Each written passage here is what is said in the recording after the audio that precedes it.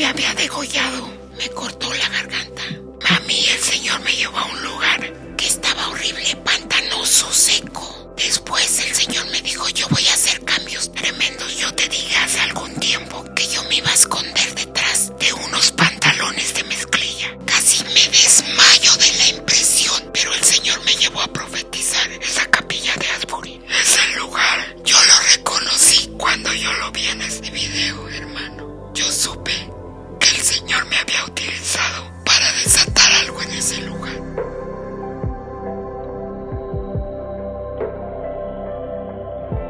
Hoy tenemos a la pastora Selene con nosotros, así es que, pastora, bienvenida y gracias por este tiempo, por contarnos las maravillas de lo que Dios ha hecho en tu vida. Hola amigos, buenos días. Aquí desde México. En realidad Dios me ha dado muestras muchas veces y de multitud de maneras de su amor, de su bondad y sobre todo de su respaldo. Todo comenzó un día domingo, como a las 6 de la mañana más o menos. Nosotros nos encontrábamos preparándonos, alistándonos, porque mi hija, Pamela, de 22 años, iba a partir a trabajar a Mérida y nosotros íbamos a llevarla al aeropuerto. Entonces, pues abordamos el auto que no tenía ningún tipo de problema mecánico. Nos habíamos asegurado de ello. Mi esposo es muy responsable en ese aspecto. Y nos fuimos. Iban a ser, yo creo que como 5:30, 6 de la mañana cuando nosotros partimos.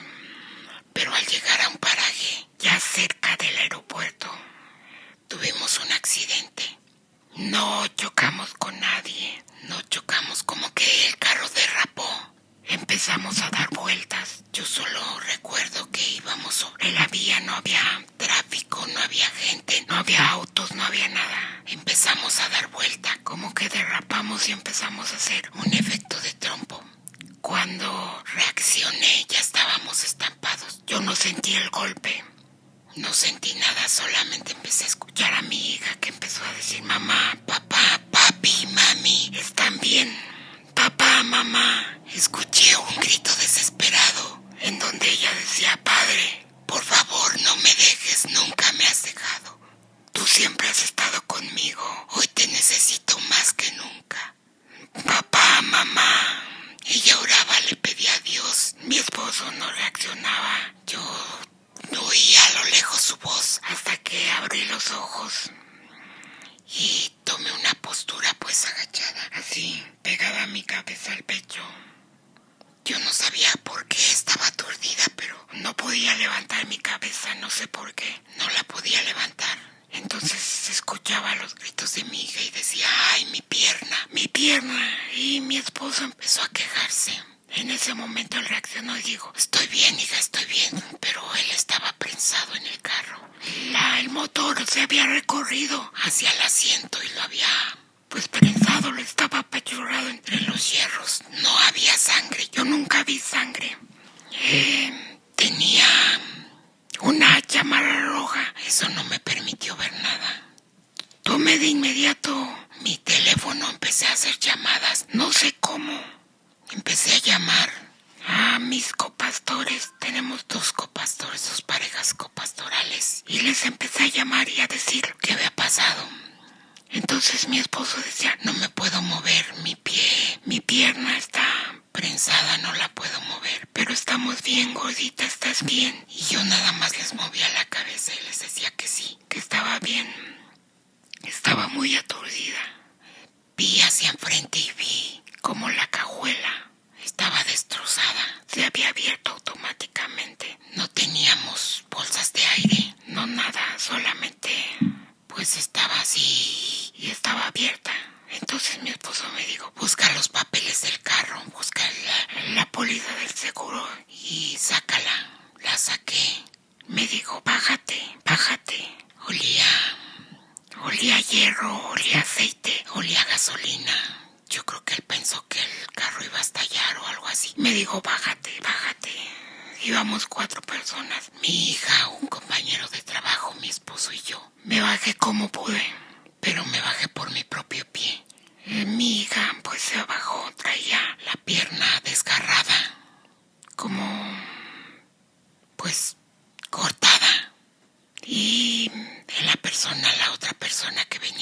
nosotros que no era de nuestra familia. Se bajó como si nada, solamente sobre algunos golpes, pero no le pasó nada.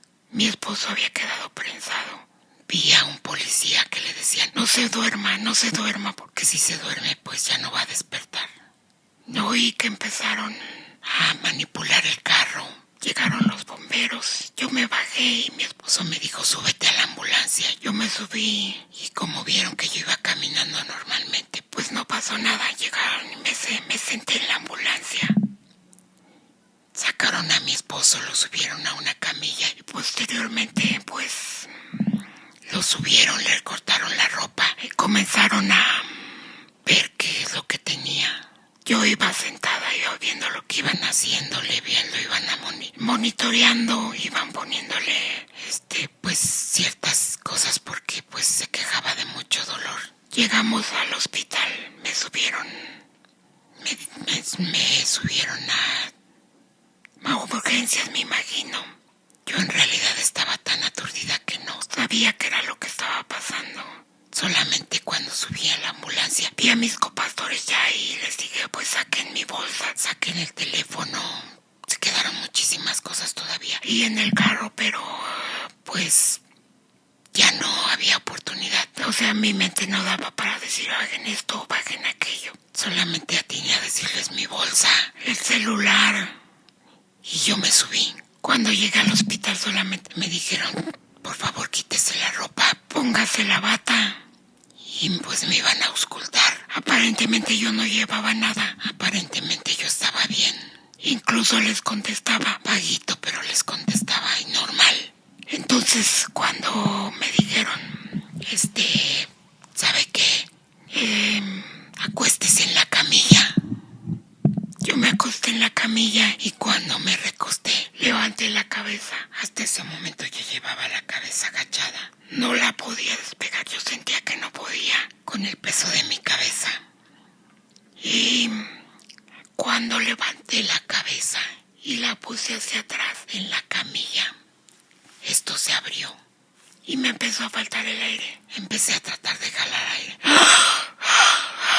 Y empecé a convulsionar, hasta ahí me acuerdo. Hasta ahí recuerdo de lo que pasó. Ya no recordé más.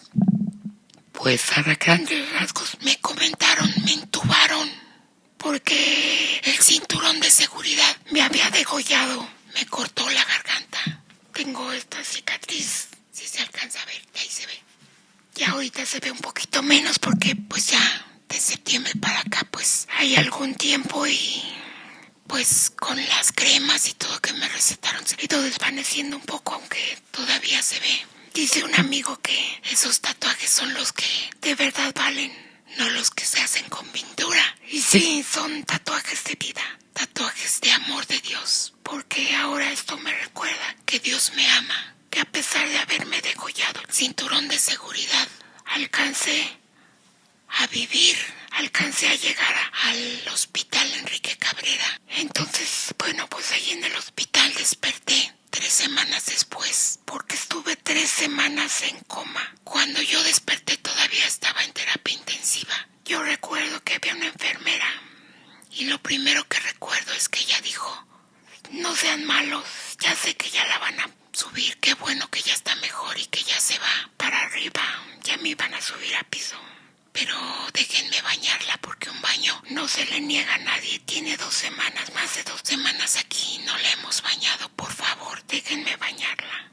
Y me bañó y sentí tan hermoso en ese precioso regalo que el Señor nos da. Muchas veces no valoramos las pequeñas cosas. Y en ese momento cuando a mí me bañaron, yo sentí como que Dios echaba sobre mí agua de vida literalmente. Sentí cómo se avivaba mi cuerpo, sentí mis extremidades, sentí mi cuerpo, mi cara. Al sentir esa agua es un remanso de vida tremendo que nunca voy a olvidar. Yo no podía hablar, no sabía por qué. Yo movía la boca y trataba de hablar, pero no me escuchaba. No me escuchaba y yo nada más le dije, gracias, tú, muy bien, le decía. Mi Señor me tiene así, hablando bajito. Como ronco, algunas veces se me escucha, otras veces no tanto. Hoy es una de las que sí. Cuando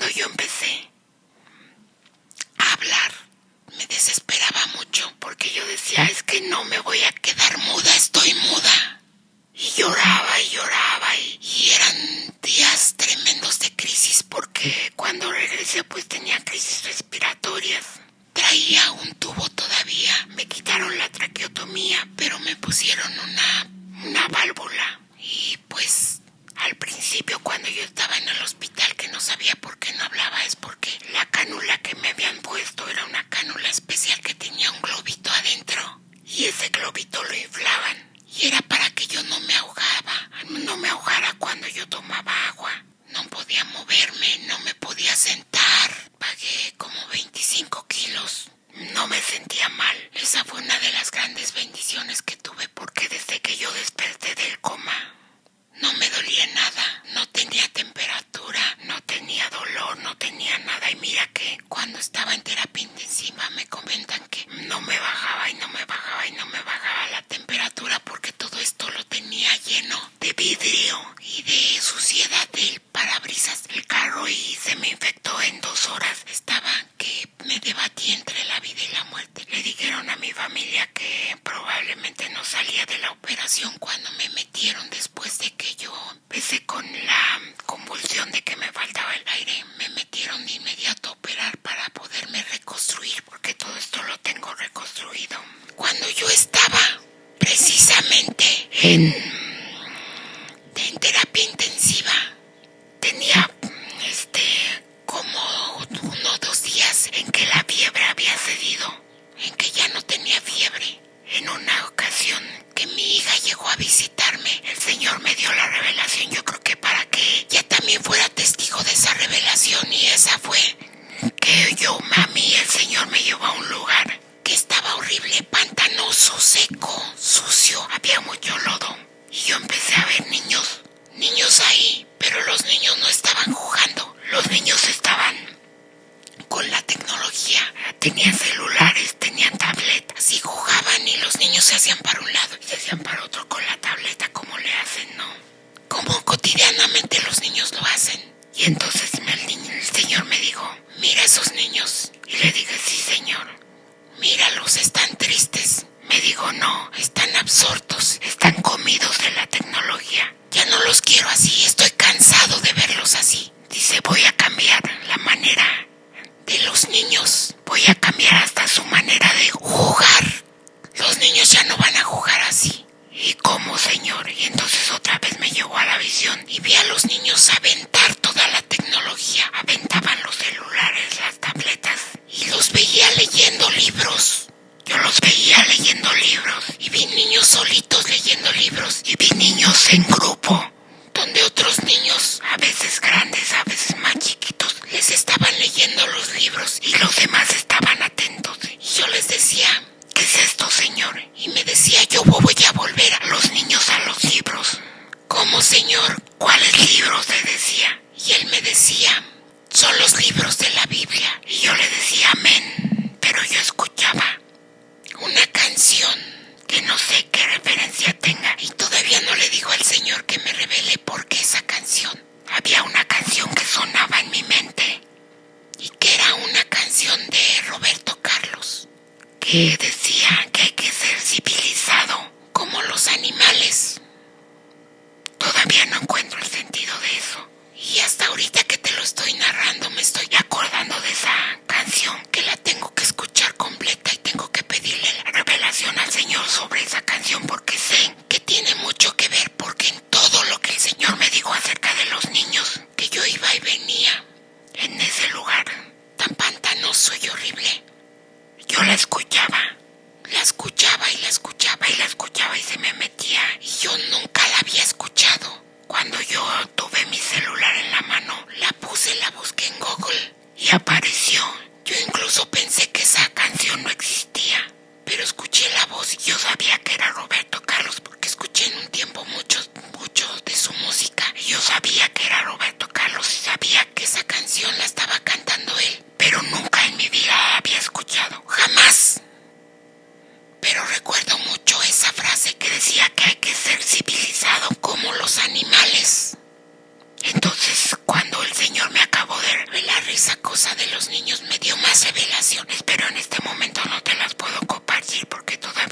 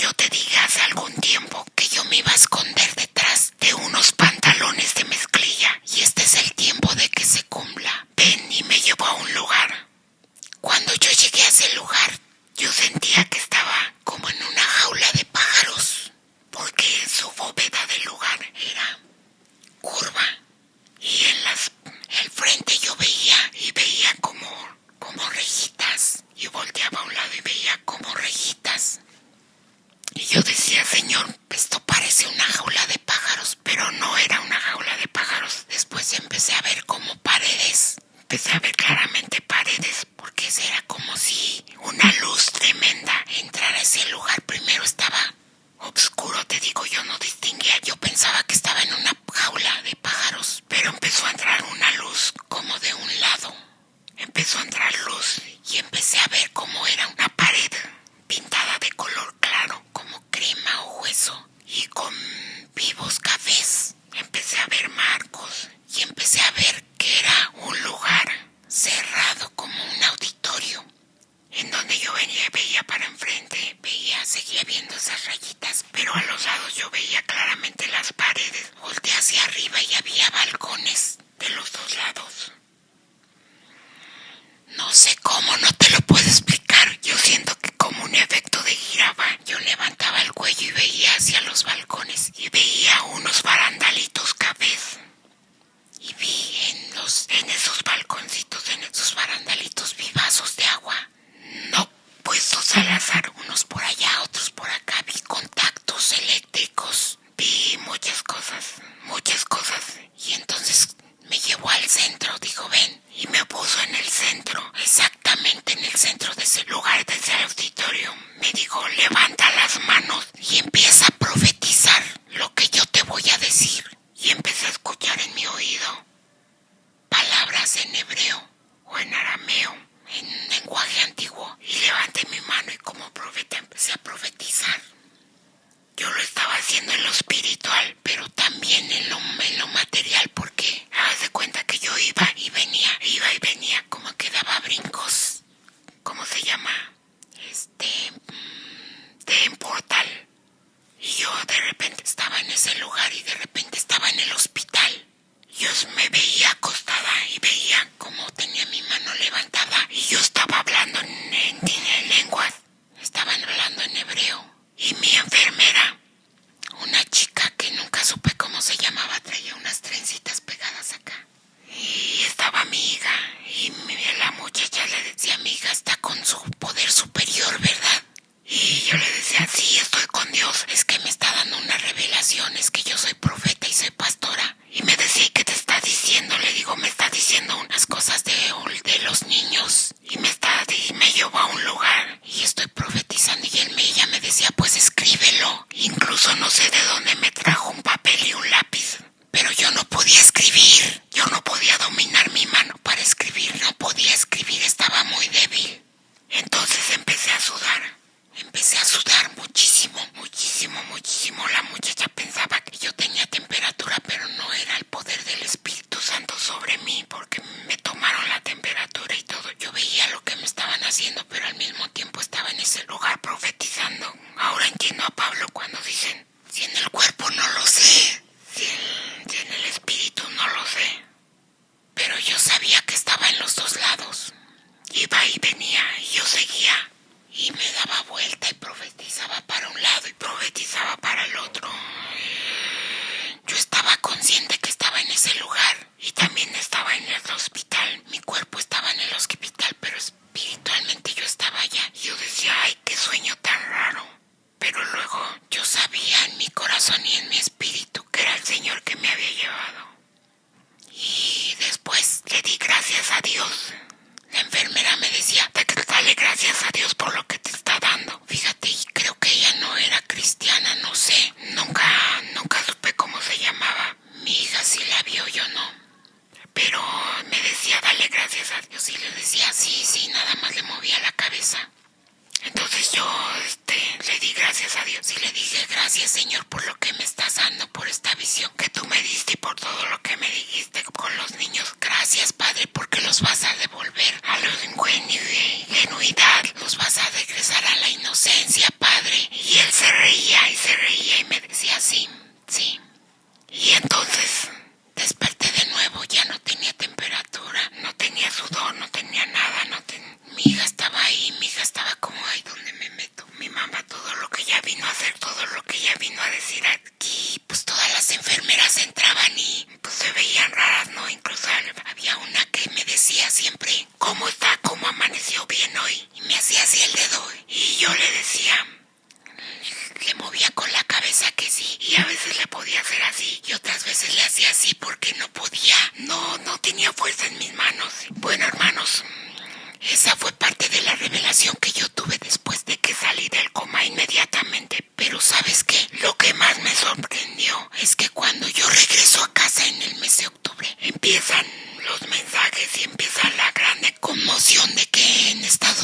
hermanos había empezado un avivamiento tremendo que se había empezado en Asbury, en la universidad, en la capilla, y yo lo oía, pero la verdad estaba absorta en mi recuperación y en la de mi familia. No había tomado yo el entendido de que pues el Señor estaba haciendo allá.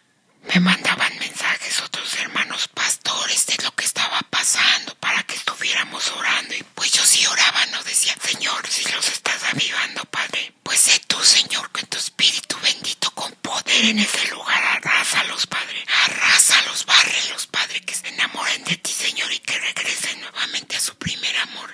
Y yo decía: wow, qué bonito lo que están haciendo. Un día, después de casi un mes, se me ocurrió darle like al mensaje que me había mandado un pastor amigo muy amado, el pastor Soriel Carmona, y empieza a pasar el video de todo el avivamiento que estaba pasando con esos chicos universitarios. Y me cae el 20 de lo que el Señor me dijo hace más de 10 años, que me dijo que se iba a esconder detrás de unos pantalones de mezclilla.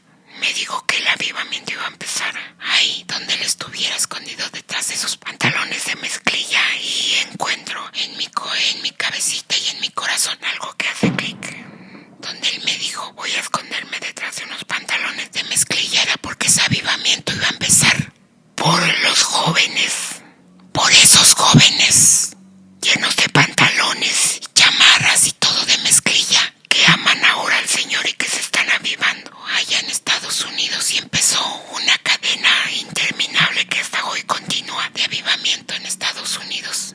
Pero fue grande mi sorpresa, casi me desmayo de la impresión, que empecé a llorar como una niña. Empecé a gemir en un agradecimiento al Señor. ¿Sabes qué? Es el lugar de Asbury, en esa capilla, donde empezó el avivamiento de Estados Unidos. Fue donde yo estuve en el mes de septiembre, donde yo levanté mi mano, donde yo profeticé, donde a mí me llevó el Señor y me dijo: profetiza lo que yo te voy a decir. Nunca lo entendí. Yo hablé, pero nunca comprendí. Nunca pude traducir lo que él me dijo, pero yo estuve ahí. Es el lugar. Yo lo reconocí cuando yo lo vi en ese video, hermano. Yo supe que el Señor me había utilizado para desatar algo en ese lugar. Y probablemente yo no pueda ir a las naciones, o yo no sea bendecida como otros pastores que están en India, que están en África, que están en China, que están en Europa o en Centroamérica. Pero yo ya he viajado en lo espiritual y ya he ido a las naciones, porque a mí el Señor me llevó a ese lugar que nunca conocí, que no conozco, que no he pisado materialmente. Pero el Señor me llevó a profetizar esa capilla de Asbury, pintada de crema y café, en donde yo estuve, que estaba vacía todavía, donde tuve el privilegio de estar antes de que el Señor empezara a hacer lo que empezó a hacer ya, lo que desató y que no se va a detener, hermano. Viene también ahora la profecía sobre México. Viene también ahora nuestro avivamiento. Es nuestro turno de regresar al Señor, de regresar a su amor,